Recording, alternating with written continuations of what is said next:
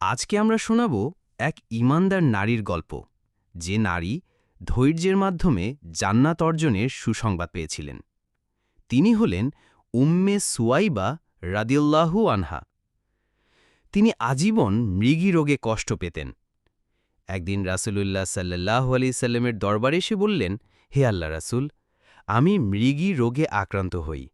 যখন রোগ হয় তখন আমার শরীরের কিছু অংশ প্রকাশ হয়ে যায়।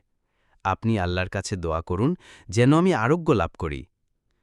নবীজি সাল্লাল্লাহু আলাইহি সাল্লাম তখন বললেন, তুমি চাইলে আমি আল্লাহর কাছে দোয়া করব, আর চাইলে ধৈর্য ধরো, তবে তার বিনিময়ে তোমার জন্য জান্নাত। তিনি এক মুহূর্ত দ্বিধা করলেন না। বললেন, আমি ধৈর্য ধরব, তবে দোয়া করুন যেন অসুস্থতার সময় আমার শরীর প্রকাশ না হয়। নবীজি সাল্লাল্লাহু আলাইহি ওয়াসাল্লাম তার জন্য সে দোয়া করলেন। এটাই ছিল সেই সাহাবিয়ার ঈমান, যার লজ্জাশীলতা, ধৈর্য এবং আল্লাহর প্রতি আস্থা ছিল অপূর্ব।